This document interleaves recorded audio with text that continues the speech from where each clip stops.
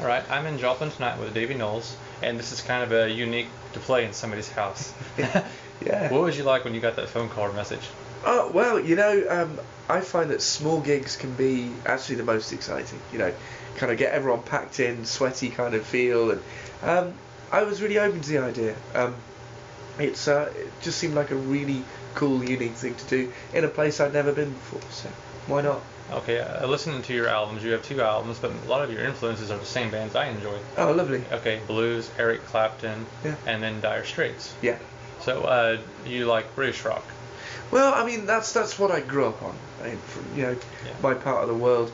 John Mayall and the Blues Breakers introduced me to a lot, but I mean I really am a huge music fan more than anything. I will listen to anything and everything, and as soon as I got into the Eric Claptons and the Martin Knopflers and the Rory Gallaghers and what have you, I also was a huge fan of the Son House and Bucka White and the old guard as well out in the States. It's important to know the history of what you're listening to, I think. I want to say you got to actually tour Chickenfoot, Yes. which is Sammy Hagar. How did that come along? Actually I was on a different tour with Jeff Beck, opening up for Jeff and Joe Satriani and Sammy Hagar and Chad Smith, I think, saw me play out in Oakland, California, and I didn't realise Chickenfoot were becoming a thing back then. They just kind of had just started, and just getting together, and I got a call. After getting along with them really well that evening, I got a call a few months later saying, hey, we really think you'd be a great fit for this. And then they heard the electric band, because I was just doing solo acoustic, and I kind of got on that way, and they're just lovely, lovely people. We just had an amazing time on the road with them. All right. Yeah. All right, let's talk about your LP, which is in vinyl. We definitely need both versions.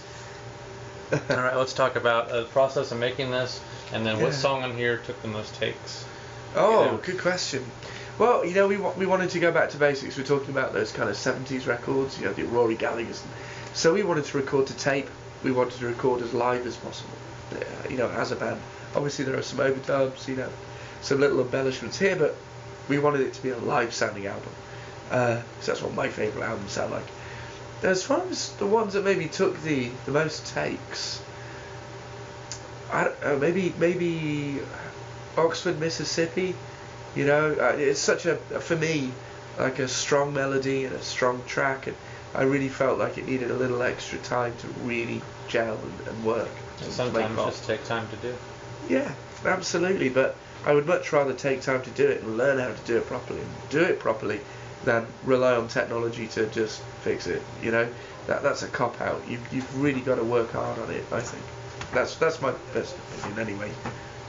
Sweet. Okay, we had an amazing show here tonight, and then I also want to talk about you're ranked right now number 5 on blues in America. That's top 10 blues players. How's that feel? It's very kind, isn't it? I mean, I don't know. There are so many players out there that would put me to shame in an instant.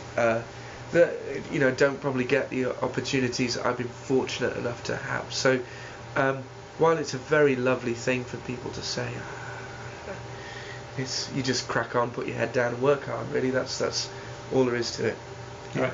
Right. We're in the beginning of 2017. Yes, sir. We have a lot of great accomplishments, like you're getting married in October. Yes. Is there anything else exciting coming up that we can talk about? Well, yeah, we're looking at releasing another batch of music, an EP. I've got this old National guitar. I know you're a guitar collector. Oh, yeah. I've got this 1932 National steel guitar.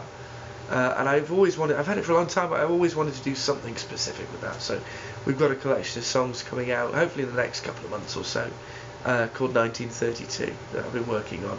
Again, all on tape and trying to do it the old-fashioned way. Kind of like a good rootsy blues, few tracks.